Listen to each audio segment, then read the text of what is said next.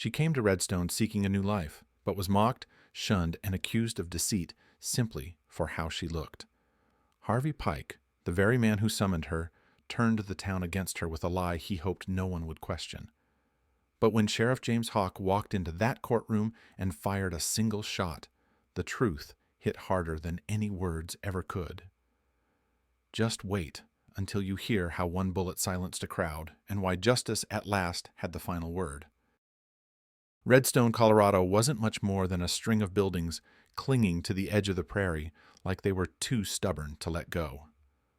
The sun burned low and hard that afternoon, and the wind carried more dust than mercy.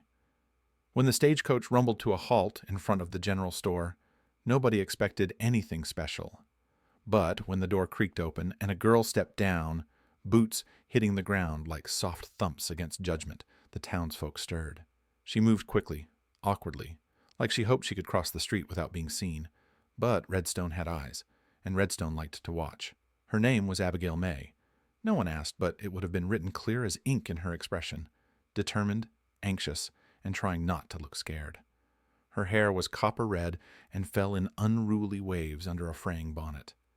Her skin was pale, touched by the sun but not tanned, and freckled, covered in freckles, as though God had scattered cinnamon across her cheeks and nose with reckless abandon. In Redstone, freckles weren't charming. They were marks, imperfections, something to point at, something to laugh about. A group had already gathered at the post office porch. Cowboys, miners with dust in their beards, and boys too old to be boys but not yet men, all elbowed each other, sneering at the sight of her. The jokes came fast and mean, slicing through the air. "Well, I'll be. Looks like the mailman delivered a mistake. Ain't she a sight? Looks like someone ordered a gremlin in a bonnet. Who'd pay for a pig in a dress anyhow?" Abigail didn't flinch. She didn't argue. She just held her worn suitcase a little tighter and scanned the storefronts. She knew what to look for. The name painted in white on the general store's windows, H. Pike, proprietor. Harvey Pike stepped out, right on cue, mid-40s, clean waistcoat, face like unbaked dough. He was the man who had sent for her, exchanged letters, promised stability and a roof, and mutual benefit. But when his eyes landed on Abigail, they shifted like he'd been handed the wrong item from a catalog. He walked to her slowly, stiffly, then leaned in, lips tight. I expected something else," he murmured. "You understand, right? This, won't work. I need someone a bit more presentable. You can take the next stage back, or wherever." She didn't cry, she didn't argue. She nodded once, picked up her bag, turned away. No one offered to help. No one stepped forward. They just watched as she walked past the horses, past the jeers, past the people who already thought they knew everything worth knowing about her, simply because her face didn't fit the mold. She passed the saloon, then the livery, then made her way toward the edge of town, where the tavern's old hay barn sat mostly forgotten, crooked in its bones. That was the only place willing to let her lie down for the night. Not because they cared, but because the rats had already claimed it, and she wasn't likely to ask for much more than they did. She sat on the floor that evening, suitcase beside her, eyes fixed on nothing in particular. Not crying, not breaking, just breathing, quietly, like a storm waiting its turn. Days slipped by like grit through calloused fingers. Abigail searched tirelessly for work, but door after door shut in her face. Some said customers were too unsettled by her looks. Others whispered that her freckles were a curse. "She's bad luck," the women said. "Looks like she brought shame wrapped in gingham." Still, she offered help wherever she could, quietly, humbly. One morning she yanked a little boy from the edge of a collapsed mine shaft, saving his life. And yet, someone still muttered, "Bet she lured him there herself. That spotted witch brings nothing but trouble." No thanks, no applause, just suspicion. At night, Abigail sat by her small fire behind the tavern, scribbling in her journal, alone. She didn't cry, she didn't rage, she simply endured, like something weathered but unbroken. Then came the sheriff, James Hawk rode into Redstone without fanfare.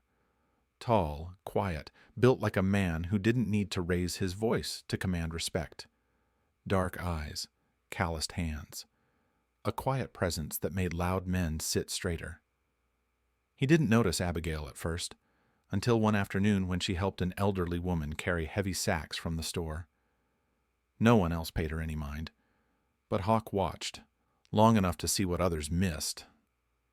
That's when Jude McRae made his move, a bucket of muddy water, a cruel laugh. The splash hit Abigail full in the chest. The sacks tumbled. Laughter followed, until Hawk stepped forward. He seized Jude by the collar and, without a word, hurled him clean through the saloon window.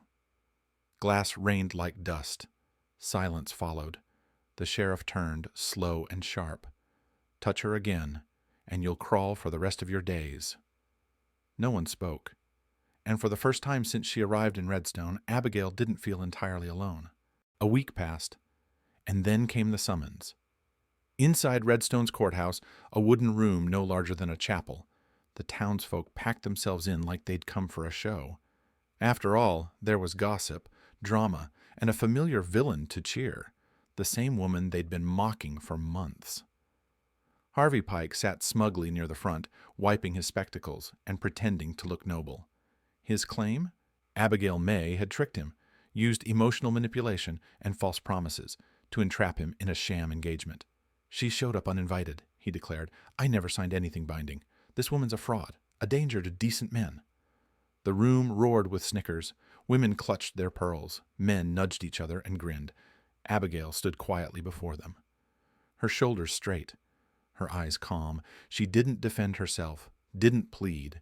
She just listened. And then the door slammed open.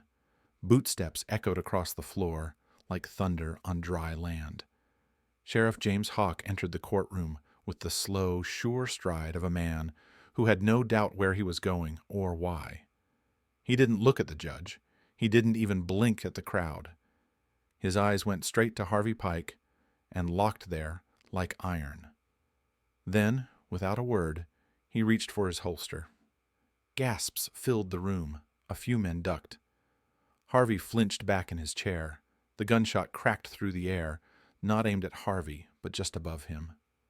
A paper fluttered, pinned to the wall behind him by a single smoking bullet. It was the marriage contract, the original document, the one Harvey had tried to destroy. Hawk stepped forward, pulled the paper from the wall, and turned to the courtroom.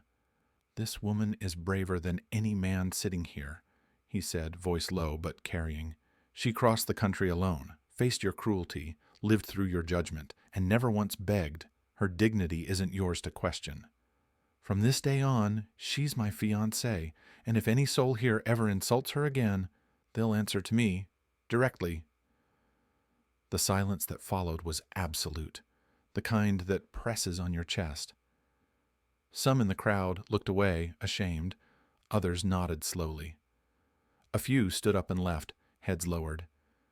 Abigail looked at Hawk, truly looked at him, not with suspicion, not with fear, but with something unspoken, something that reached deeper than any thank you. Why? She whispered. He held her gaze, steady as stone, because even gold looks like dust until the sun catches it just right. They walked out of the courthouse together. No fanfare, no parade, just quiet footsteps, side by side. The town didn't call her Spotted after that. They called her Mrs. Hawk. And as for the freckles, folks started seeing them differently. Not as flaws, but as proof. That light lives even in the most overlooked places. And sometimes, all it takes to see it is one man willing to look closer.